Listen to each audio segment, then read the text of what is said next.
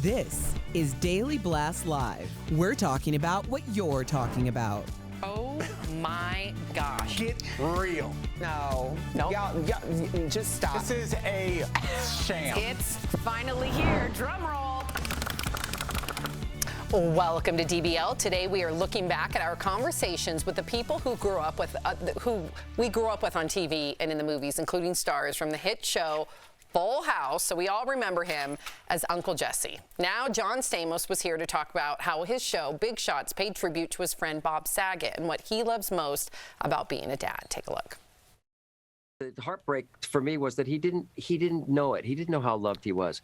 And I wanted to kind of examine that with our show. We do the last episode where a friend of Marvin's passes away. He's a coach, and he gets all this love and attention. And Marvin goes, what's my legacy? What am I leaving? Am I living my best life right now? And the girls get a chance to tell him while he's alive. Bob obviously wasn't. So the girls say that you have changed my life, our lives, and you've made us better, and we're better because of you. So there's Bob in the show. Now, if we're real quiet, we can hear him complaining that I don't talk about him enough. We heard that you came up with the show name, so we've got to know what has been your big shot in life. Ooh. My big shot is being a dad. You know, it's something that I've always wanted to be. I love family, and I've been around kids my whole life, and it's a lot. To be a good parent takes so much, and I'm up for the challenge, and I'm grateful that it happened to me. But I think that's probably my big shot in life. Yeah, it's everything, and I think for a lot of guys, you know, you have all these things, all these goals that you want, and sometimes you reach them, sometimes you don't. But at the end of the day, when you have kids, you're like, oh, this is what this is all about. Everything else is kind of just stuff on the table. It's not really a thing. Exactly. And it's the moments, the little micro transactions during the day, especially with him, that mean the most. It's not about I accomplished this, I got this show, I did this. It's about those little important exchanges. Last night, he came home from Disneyland. I wasn't there.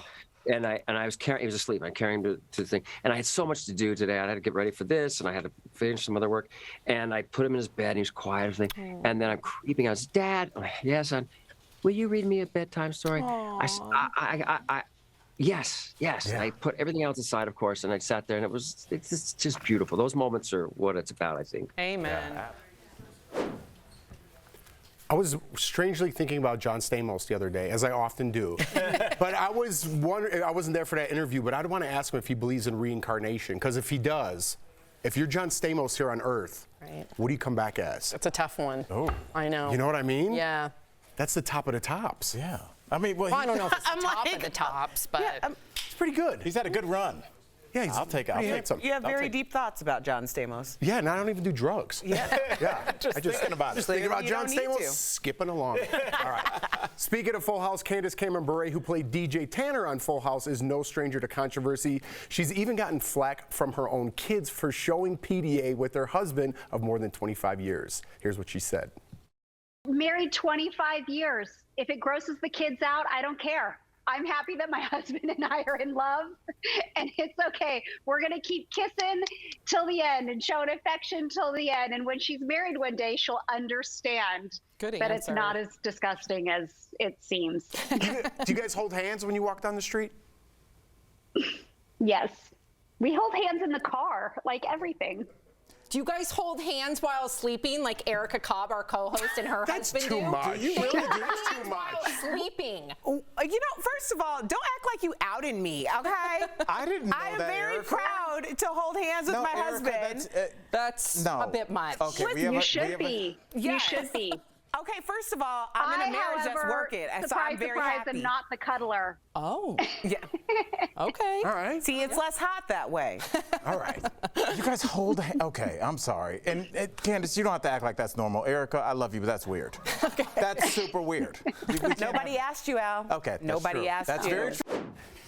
Every time we have Candace on, we all get in an argument, and she just like sits there. She really did. She almost put her hand on her chin. Yeah. I think I called her Cameron. Too. Remember, I was trying to be cool. Cam. Yeah. Called her I was trying to be cool, and she's like, "Did you just call me Cam?" Yeah. She didn't like it. She didn't like Well, it. would you like it if I called you Pete?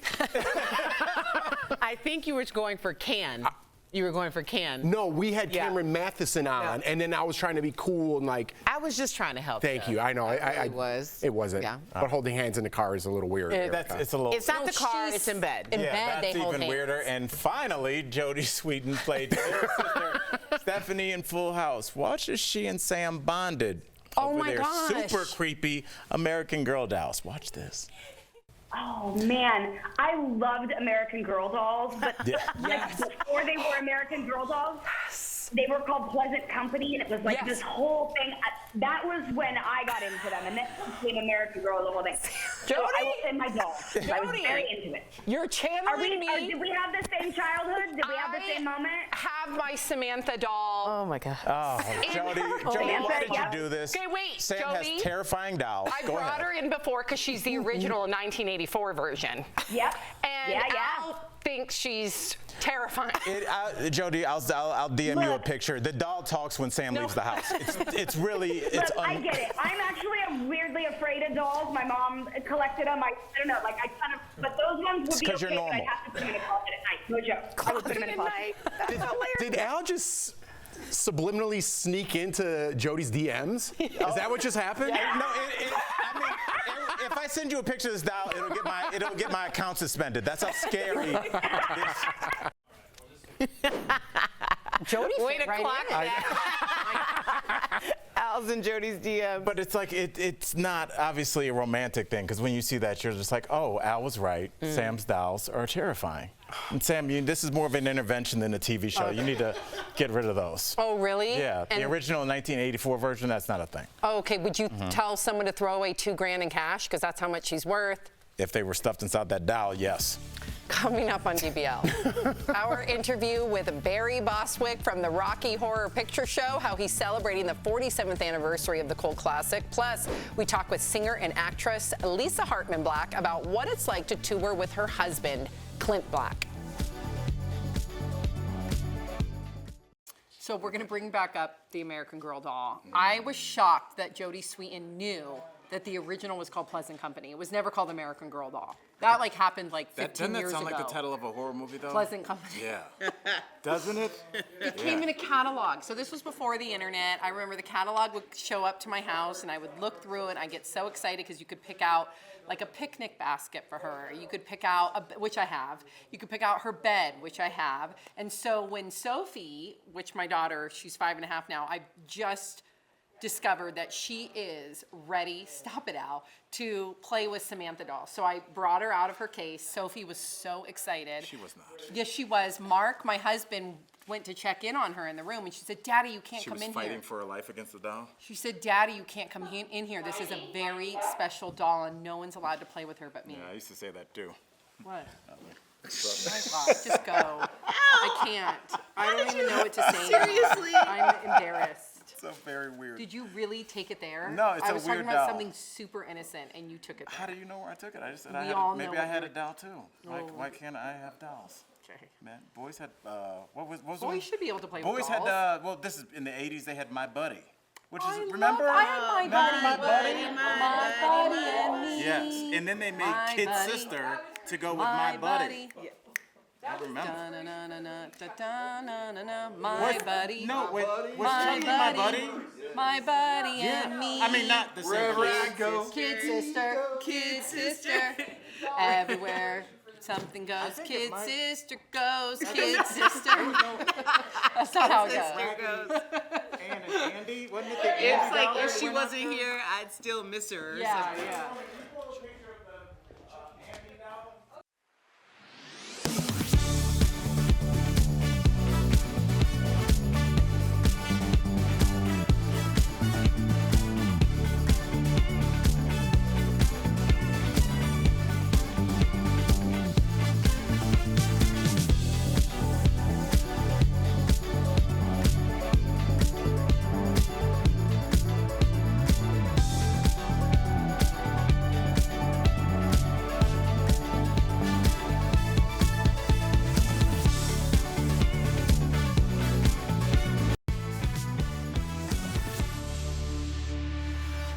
Welcome back to DBL. The Rocky Horror Picture Show put actor Barry Bostwick on the map.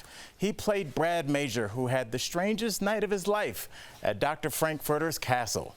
But like a time warp, the movie just has this devoted audience, and they're still here today. Dang it. Take a look at our chat with Barry. I had it. So let's plan it, Janet. So please, don't tell me to can it, Janet. I've one thing to say, and that's damn it, Janet. I love you. Hello, hello, hello. I want you all to stand up and do the time warp again, right now. Tori was already on. Tori was doing it before you asked. Literally stretched out. Oh, really? So, Barry, how it's funny that damn it Janet thing. I mean, that has become like, everybody says that now. I mean, I get more people who come up to me and say, my wife's name is Janet. Would you please sign a picture for us, something, and just put, damn it, Janet?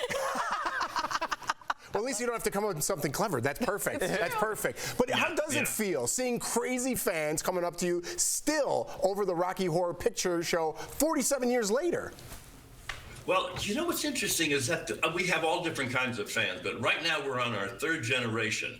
And so I get fans who are 10 years old, and they say, well, this is the best movie I've ever seen. And I say to them, how many movies have you seen? You're 10 years old. and then now I'll sign things. They'll bring me a picture or something, and they'll say, would you sign it to my grandmother?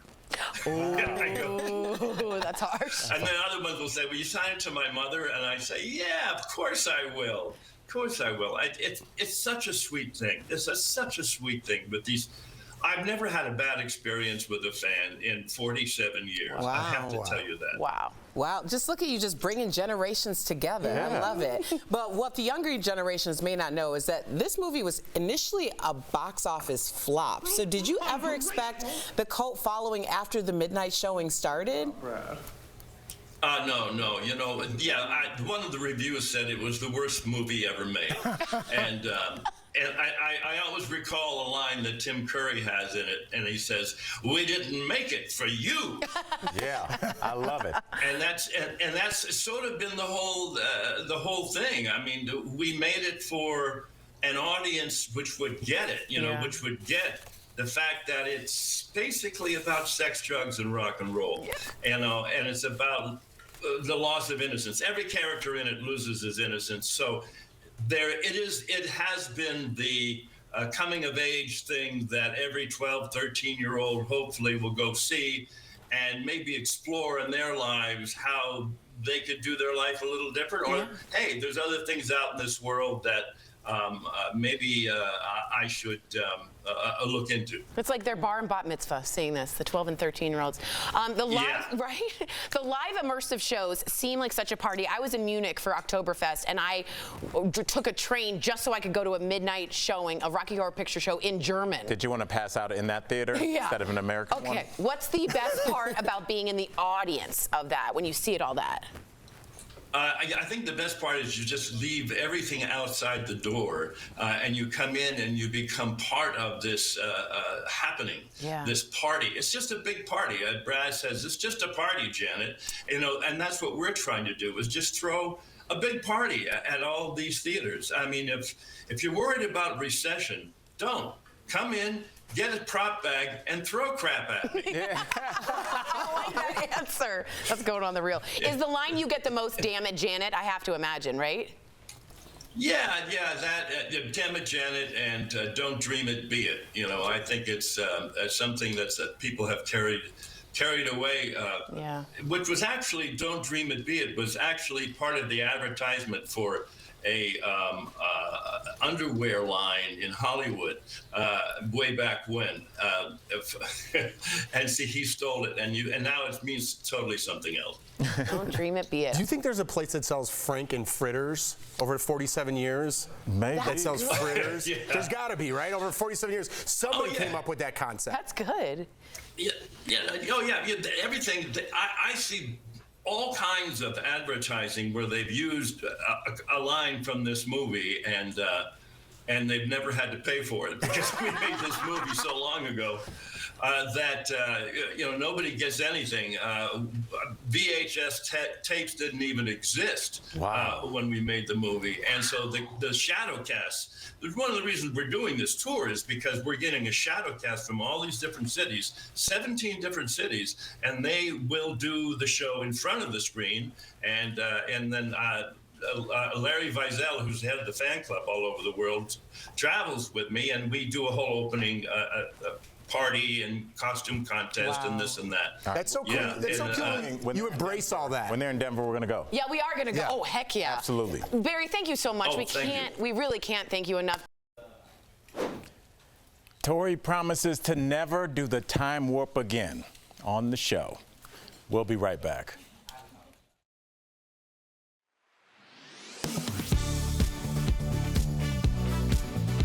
A baby comes with a steep learning curve, and nobody hands you a how-to manual. But there's a lot of advice being doled out on social media.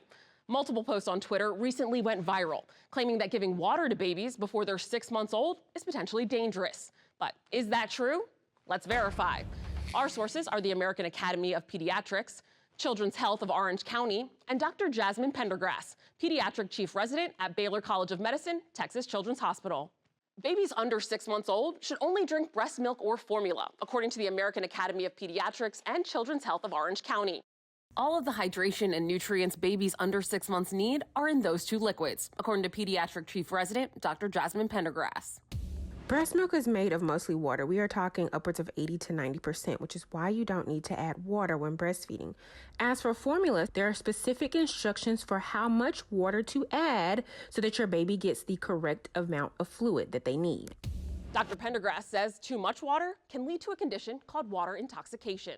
Water intoxication is when you have too much water diluting out your sodium levels, which can actually cause an array of dangerous side effects, including seizures, comas, brain damage, and even death. So we encourage caregivers to read the instructions carefully and understand that they are there for a reason to keep babies safe. So we can verify, yes, it's unsafe for babies to drink water before they're 6 months old. Babies between 6 months and 1 year can have at most 4 to 8 ounces of water per day. The rest of their liquid intake should still come from breast milk or formula. If you have any concerns about your baby's hydration or readiness for water, you should talk to your pediatrician or healthcare provider. With your Verify, I'm Ariane Till.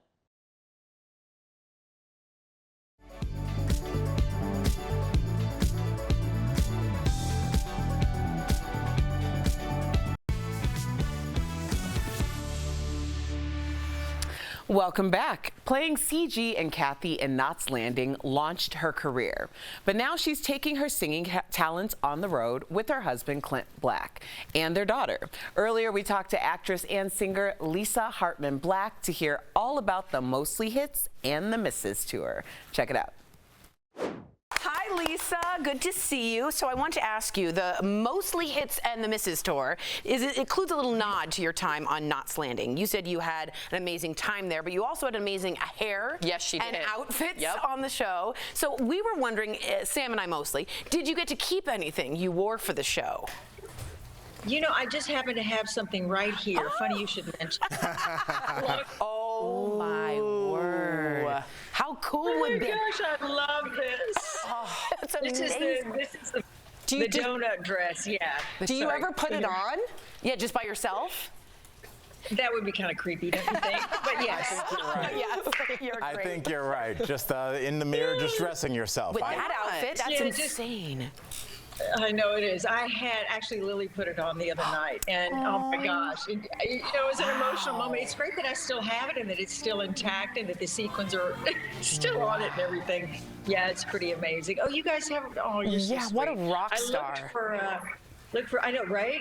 Yeah, it was like a little space dress. That's fabulous. I dig it. I dig it. Now, you know, you guys are on tour, but everybody knows being on tour, the show's just a little bit. A lot of it is having fun off stage. Yes. So we know your husband, Clint, is hilarious. So there's got to be some goofing around while you guys are on tour. So I have to know, what's the best prank that's happened so far? Well, there are many, and we prank at home and on the tour, on the buses. He's constantly in it. He never lets up. but I brought a rubber rat out on the tour. Yes. And it moved around, basically. And it started at the foot pedal of one of the musicians, and he found it during the show. And then they come and go from the stage a couple of times. And so then it ended up backstage, and then it ended up back on the stage. It ended up in a shower. And, Clint found it in the shower and just walked out and went, really? So it's hard to get him. It's really, really hard to get him. But we got everybody else, and they got me back, so it's going back out this time. Let's go. I love it. I'm a big prank guy. I love pranks. I also have like a lot of weird rituals that I do just in my daily life. Do you have any weird family rituals you do before going on stage? Well, the ritual, we do, the normal work and the warm-up and all that, but something that Clint started, actually, he's in a different location from us because he opens the show, and he texts both of us, Lily and myself, and then, just be out there, something sweet, and then Lily will go backstage to always watch her dad make the entrance, and it's just every night, it's that moment. It's those little jitters and the excitement of going out and being together as a family and being able to share this. It's wonderful. See, that seems like a dream to me. My daughter's 5, and I already think about I don't ever want her to leave the nest. So I have to ask you, your daughter's 21. Did it take any convincing for Lily to join you and Clint on tour, or was she just excited to be with you both as well?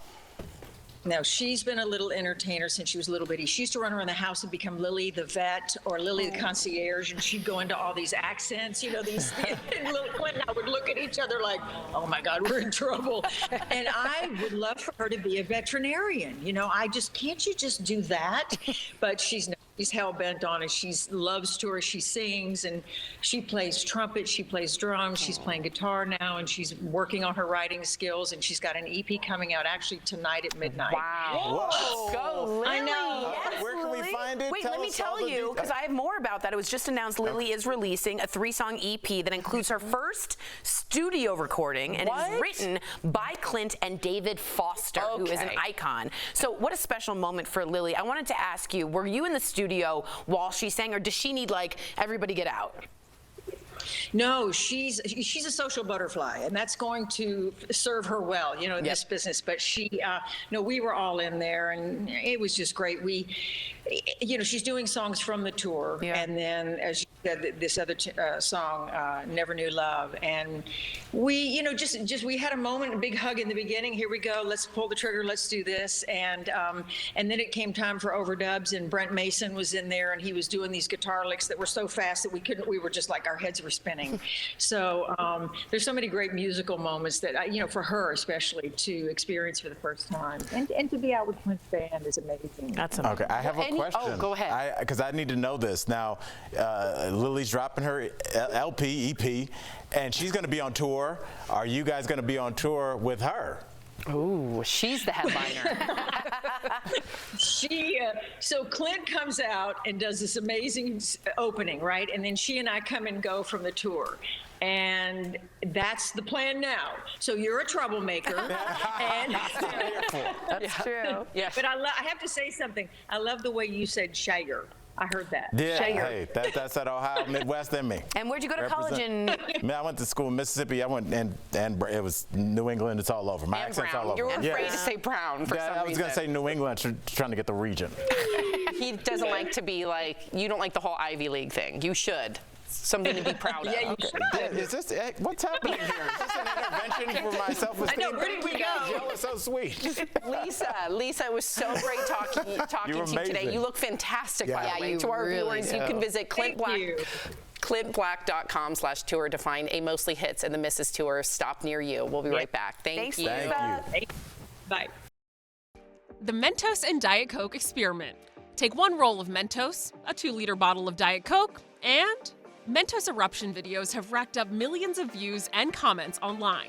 We recently got an email from James who asked us to verify if the Mentos trick works with sodas other than Diet Coke. So we decided to test this out for ourselves. But before we get all messy, we also went to these sources to help us find our answer. 1 roll of Mentos for each one, and let them rip.